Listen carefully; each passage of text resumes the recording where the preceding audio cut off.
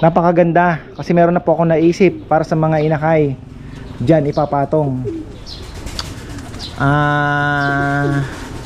Yun lang, kailangan po natin na maisara ito.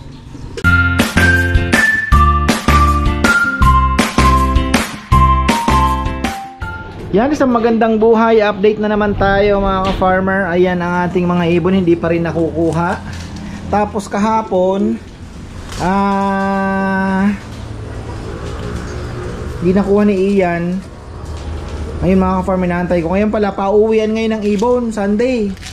Galing saan bang nila? Vegan na ata sila ngayon. So, medyo busy sila. Tapos ito yung tatlo, yung ating ginagamot. Mukhang okay naman na. Pero tsatsagain pa natin yan, mga 2 araw pa dyan para mawala na talaga yung wala na yung mata mga farmer. Hindi na po nagmumuta na, hindi nagluluha. So magandang senyales. 2 araw pa. Tapos ito, bawas na. Alam niyo kung bakit? Hanap ako ng hanap. Alam niyo yun, nung may mga nag-love visit dito, nabuksan nila yung doon. Nabuksan po nila yung trapdoor. Nang nangyari, nagsipasukan doon yung iba. Kaya yun, naandun. Ngayon, yung 2 imbrek na red bar, naandun po ngayon. Inayaan ko na. Hindi ko naman na mahuli. So, ganito na lang ang gagawin natin. Ililipat ko sila doon. Tapos, i-renovate natin ito. Pagka okay na, lipat naman sila dito. Renovate naman yung kabila, mga farmer. Ganun na lang ang gagawin natin. Okay naman. Asan na yung isang itim? Naandun din yung isang itim. Ako nakapaglinis. Medyo busy tayo. African Black Eagle Sino kaya yung niyan? Ang asawa niyan. Hindi ko nakikita. Ayun. Nandito pa. Relax lang. Ayan mga ka-farmer. Biglang dami sila ngayon dito. Biglang dami ngayon. Plus yung nandito din pala isang pula. Dito pumasok naiwan nilang bukas. So far, tingnan ko kung alin ang mga medyo galing pa naman ako. Pero naglagay na ako ng gamot doon. Para just in case na may mga maunahan na natin. Sipon-sipon lang naman, which is normal. Young bird bata pa.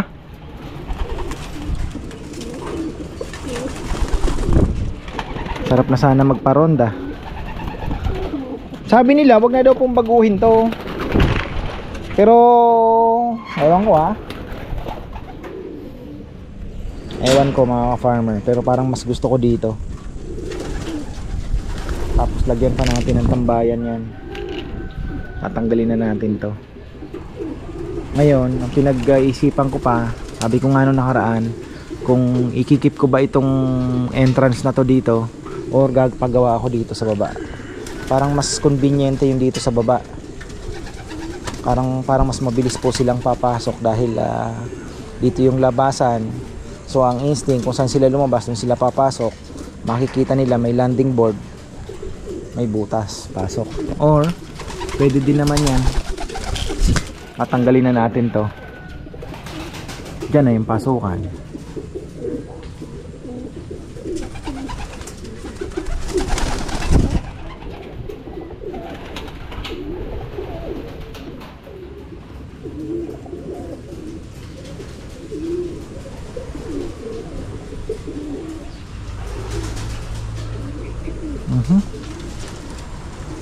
Parang may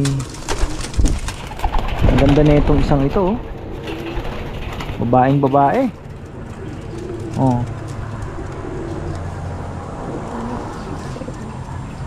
Grabe, nagbabibrate po ang niya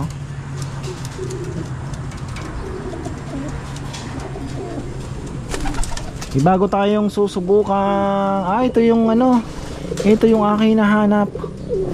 Ngayon yung medyo magaan yan mga ka-farmer. So titignan natin yan. Mahuli natin yan mamaya.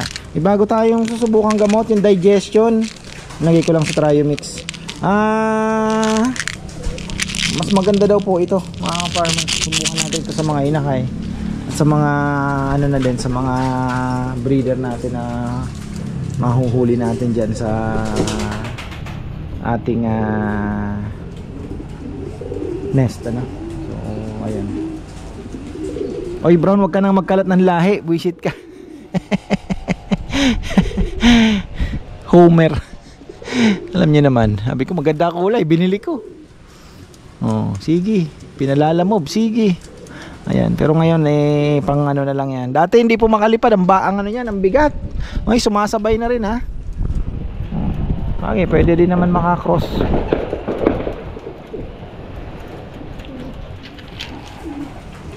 So, ayan oh. Nasaan pa yung isang andito pa ata yung isang asan na? Ayun, dalawa. Barako to. Ito gusto ko sanang ipares dito sa pula din. Baka kung babae yun, ipapares na natin mga ka-farm. Parang obserbahan ko eh.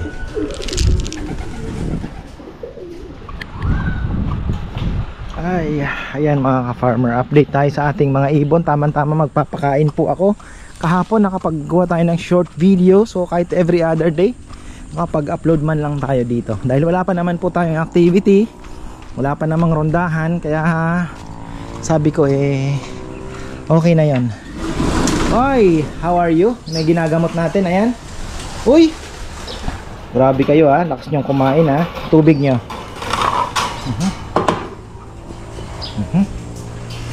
Ginagamot natin, okay na. Soft flower lang pinakain natin ngayon para masaya sila. Tapos itong ating may nagbasag na naman ng itlog. Okay lang yan. Ano, alin kaya nangingitlog dito? Ito, wala na tong nililimliman dito. Palagi ko naligaw doon yung nangingitlog. Patay siya ngayon. Wala din. Bagay, okay lang yan. Hindi na natin na kailangan mag-produce ng napakaraming ibon na hindi pa naman ano, no? Hindi tayo sigurado. So eto mga ka-farmer, ayan, tagal kong pinag-iisipan talaga ito. Naguguluhan ako dito eh. Bala kong patanggal na ito or direct, paano ba? Ang gulo, no? Kasi pagka diretso na to, ang mangyayari, magkakaroon ng mga ano doon. Mahirap po kasi pag nagkahulihan eh. Ito dito, kung dito po ako maglalagay ng pasukan, napakaganda kasi meron na po ako naisip para sa mga inakay. Diyan ipapatong.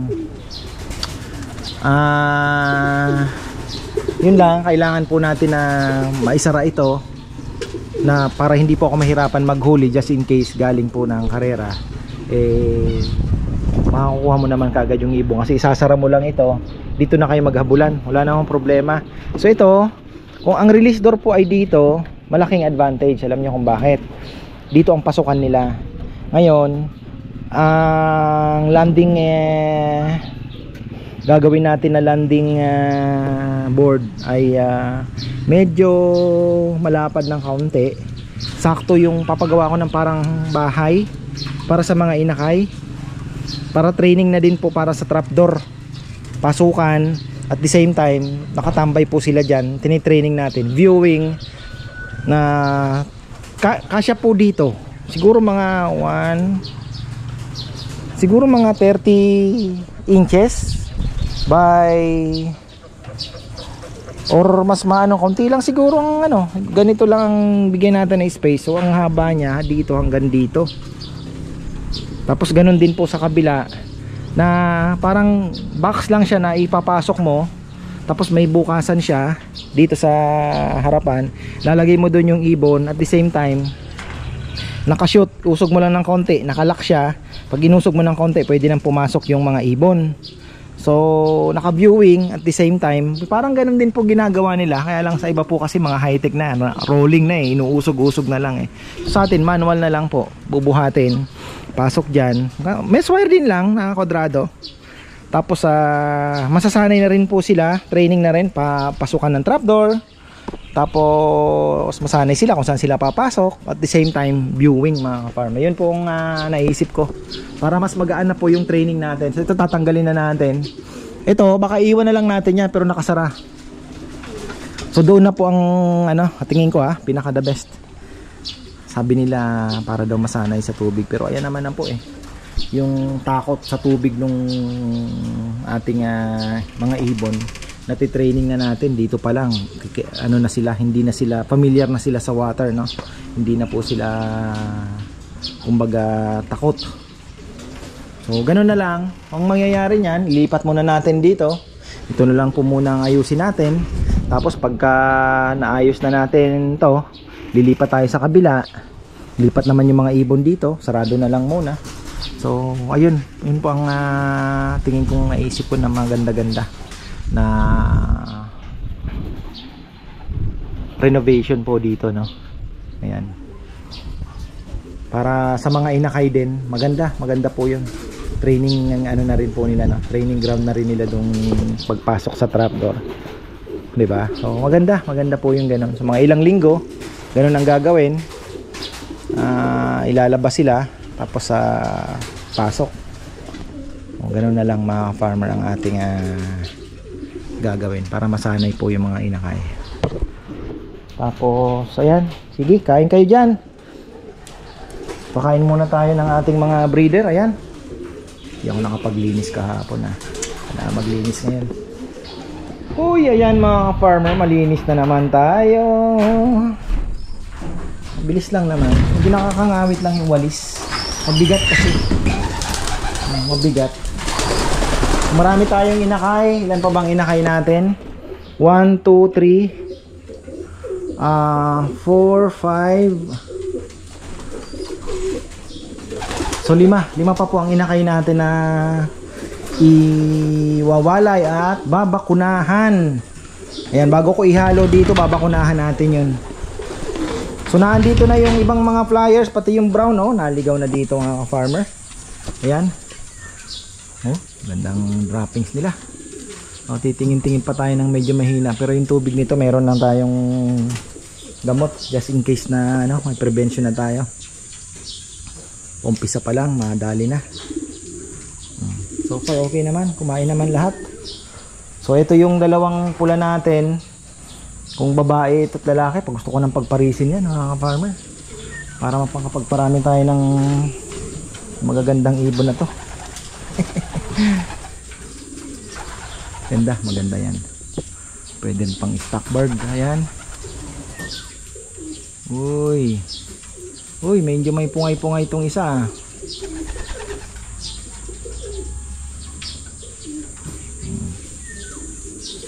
Tapos yung tatlo hinalo ko na, malakas na. Okay na sila mga ka-farmer. Mabilis lang naman kasi pag mga one eye cold lang ay mabilis lang yan.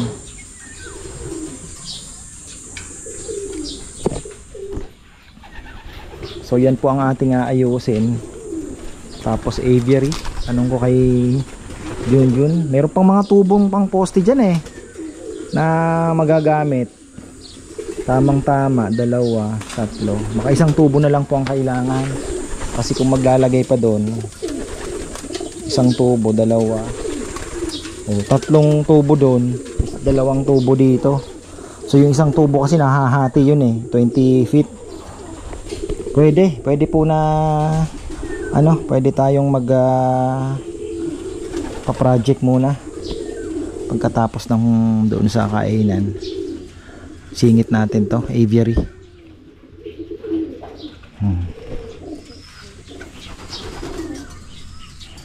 Ayan, tapos paayos ko pala muna yung ating isang pintuan dyan para ako maihiwalay ko na yung mga dito, pag hihiwalayin. Ang problema ko yung pares,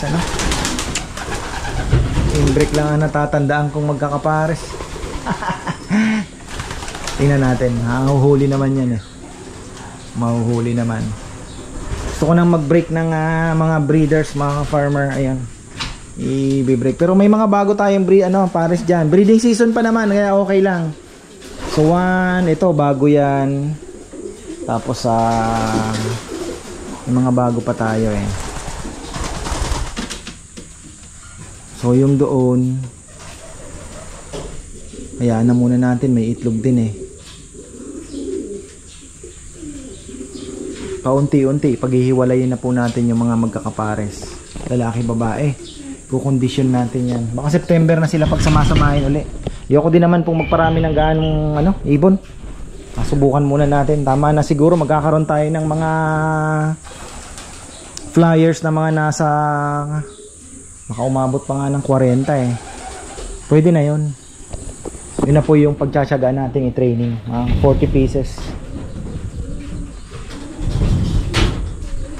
Yun na lang muna, tsagain 40 pieces. Ayos na yun. Okay.